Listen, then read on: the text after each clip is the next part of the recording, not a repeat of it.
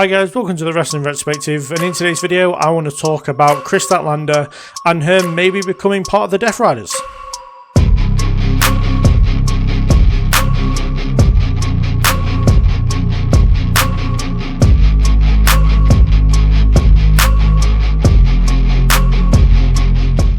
So I think joining the Deathriders could be a massive help to Kris Statlander.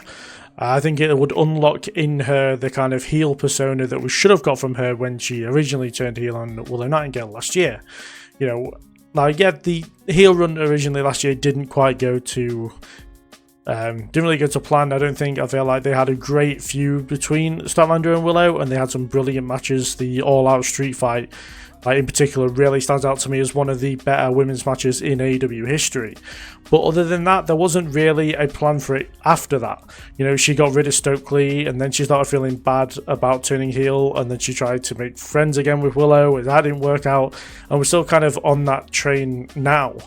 And it feels like we're way ahead, we're way beyond that at this point. You know, she had the matches with Mercedes Moné, which were absolutely great as well. And yeah, since then she's kind of not been doing much. It seems like they're pushing her a little bit, and then she loses stuff, and then they push her a little bit more, and then she loses again. And yeah, that kind of seems to be like the way Kris Statlander's career has kind of gone since losing the TBS Championship. But yeah, I feel like they being AEW kind of made her look really stupid at times, just because, like, if you think about it, she beat Willow Nightingale within that feud, and then Willow went on after All Out to face Mariah May for the World Championship, and Kris Statlander wasn't even on the show, and then a couple of months later she challenged, as I said, Mercedes Moné for the TBS Championship. So kind of everything felt backwards because the loser of the feud got the world title match, and the winner of the feud got a mid-card title match. And yeah, it didn't really make much sense. So then they had, as I said, Statlander really slowly turn face again, and yeah, like since the end of last year, she hasn't really done much other than just backstage interviews. She had a small feud, I guess, with Megan Bayne, where she was kind of used to put Megan Bayne over as a kind of a very powerful and strong woman within the roster. Kind of the position that Statlander should be holding down right now, in my opinion.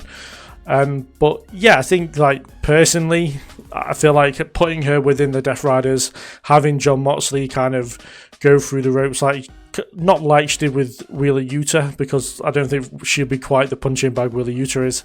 But I think the same way they could unlock in her kind of that even better wrestler, an even more violent wrestler, where like she's using more submissions, she's using more power-based moves, like to even more effect essentially, and just like taking what is already a great wrestler and making her even better into like one of the best wrestlers on the roster, male or female.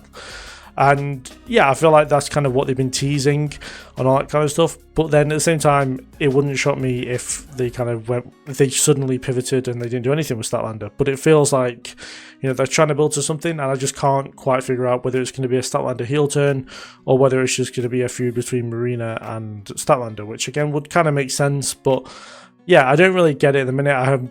Every time I watch Collision and Dynamite, I keep hoping we're going to get like a solid kind of, not reveal, but like a solid structure to the storyline, and then they just have a backstage segment with Statlander.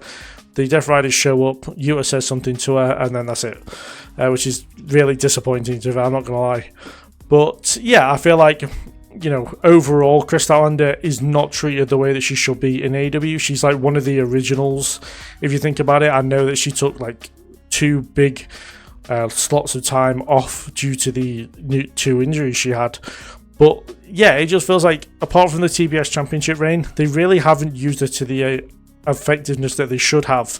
And yeah, I feel like other than the putting Megan Bayne over, which again was great for Megan Bayne, but Kris Statlander shouldn't have been the woman in that position. I probably would have made that person Nyla Rose instead. You know, because Nyla Rose can afford to take losses, and kind of it doesn't really matter. We don't see Nyla Rose very often, whereas Kris Statlander's like pretty much on... I would say she's on TV pretty much every week, if not every bi-weekly. But again, they're not really, as I said, I keep repeating myself, but like they're not doing anything with it other than just having her lose stuff, which is just silly. You know, if you can imagine a women's division in AEW where the top names on the top of the card are Megan Bayne, Mercedes Moné, Kris Statlander, Toni Storm, Willow Nightingale, Athena, and Jamie Hayter, you've got one hell of a women's division right there that you can surround the title around and really make it feel important again, like when we had the likes of Shida, Britt Baker, and others that I can't think of right now, Thunder Rosa, like all those kind of people. You can kind of get back to that point again with the women's division where it feels important again in the women's championship, though it does feel prestigious now because Toni Storm has done an absolutely fantastic job with the title, but they can make both championships feel massive within the division and really have it so the women can eventually and hopefully main event a pay-per-view that they probably should have done already at Last Revolution, but they didn't, unfortunately.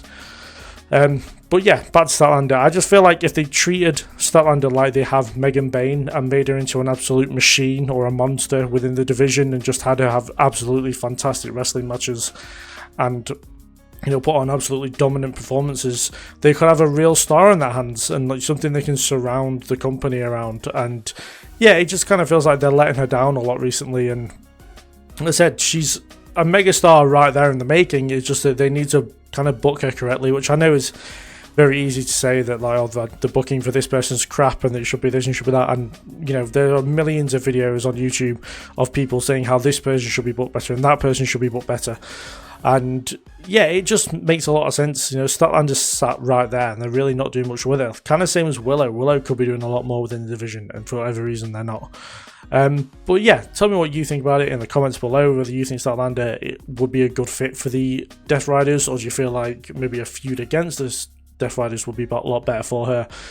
And yeah, kind of just your feelings on everything so far and everything that I've said. And yeah, so do you like the video? If you enjoy these kind of videos where I just talk at the camera, I know I've kind of repeated myself a lot and stumbled over words, but I'm kind of doing it as like an unedited series where I just kind of ramble at the camera again like I used to do about like a couple of years ago when I talked about like a tag team rumble and how Britt Baker was the devil and all that kind of stuff. I want to get back into kind of doing that a lot more. So yeah, do like the video if you enjoyed this kind of stuff. Do comment and say if you agree or disagree or have a different idea for Statlander that you think could make her be even better. And yeah, thank you very much for watching and I'll see you guys in the next one.